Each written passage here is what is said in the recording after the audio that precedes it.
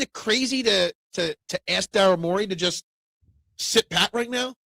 Yeah, I do think it's going to be a relatively quiet trade deadline. I think they'll do something, and what I mean by that is largely Eric Gordon's a guy who just sits on the bench constantly.